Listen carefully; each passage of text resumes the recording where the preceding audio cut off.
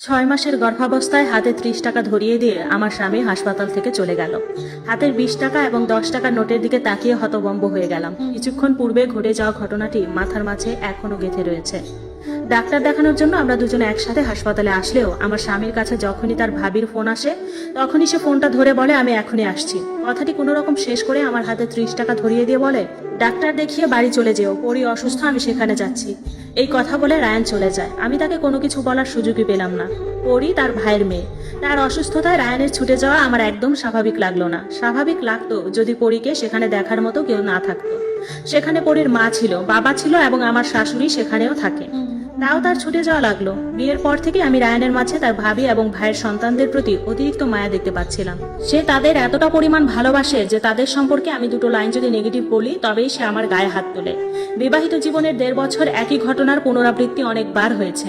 এই ১.৫ বছরে যতবার রায়ান আমার গায়ে হাত তুলেছে সব তার ভাবি বা ভাইয়ের বাচ্চাদের কারণে। সেজন্য রায়ানের এই ছুটে যাওয়া আমার একদমই স্বাভাবিক লাগে না। তাছাড়া সে যাবার সময় আমার হাতে মাত্র ৩০ টাকা দিয়ে গেছে, শুধুমাত্র গাড়ি ভাড়া। এখানে ডাক্তার যে ওষুধ দিতে পারে, টেস্ট দিতে পারে, সেটা যেন সে জানেই না। যদি এটা হতো যে তার কাছে টাকা নেই তাহলে আমি মেনে নিতাম, কিন্তু এমন নয়। তার কাছে যথেষ্ট টাকা রয়েছে, কিন্তু সে বরাবরই আমার প্রতি উদাসীন। এসব ভেবে একটি দীর্ঘশ্বাস ফেলে ডাক্তার না দেখিয়ে বাড়ির দিকে পা বাড়ালাম। রাস্তার পাশে ফুচকার দোকান দেখে খেতে খুব ইচ্ছা করছিল, কিন্তু খেতে পারলাম না, কারণ এখন ফুচকা খেলে হেঁটে যেতে হবে। এই অবস্থায় হাঁটতে চাচ্ছিলাম না, তাই নিজের ইচ্ছেকে দমিয়ে রেখে বাড়ি চলে আসলাম। রাত ১২টার দিকে রায়ান বাড়ি ফেরে। সে বাড়ি ফিরতে আমি শান্ত গলায় বললাম, বাড়ি ফিরলে যে? পরি এত তাড়াতাড়ি সুস্থ হয়ে গেল, তাকে রেখে আসলে কষ্ট হচ্ছে না? আমার এই কথা শুনে রায়ান বিরক্ত হয়।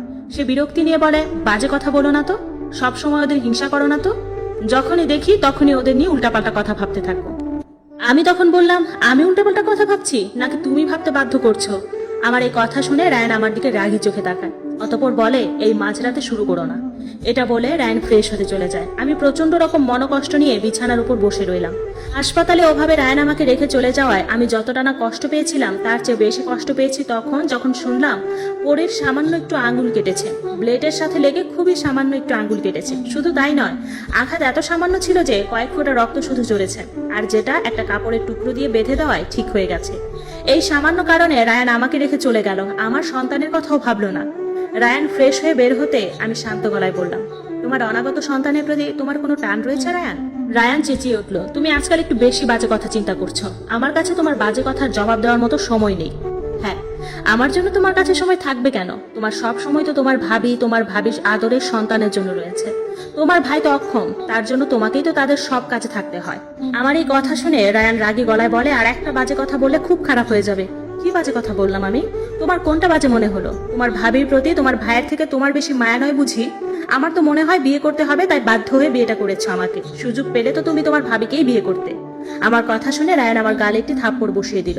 এটা নিয়ে আমাদের মাঝে কথা কাটাকাটি হতে শুরু করে। এক পর্যায়ে আমি বললাম, তোমার তো এই গায়ে পড়া মহিলাকেই ভালো লাগবে, আমি তো আর গায়ে পড়া না, তাই তোমার আমাকে ভালো লাগে না। রায়ান রাগে গজগজ করতে করতে বলল, চুপ, একদম বাজে কথা নয়। তুই কাকে গায়ে পড়া বলছিস? ভাবি তোর মতো নয় বলেই তোর তাকে দেখে হিংসা হয়, তাই তো সারাক্ষণ তাকে নিয়ে জ্বলতে থাকিস। আমি তখন বললাম, আমি ওর মতো খারাপ মহিলাকে। আমি কথাটি শেষ করতে পারিনি, তার মাঝে রায়ান আমাকে আরো কয়েকটি লাগিয়ে দেয়। আমি যে ৬ মাসের গর্ভবতী সেটাও তো তোয়াক্কা করলো না সে।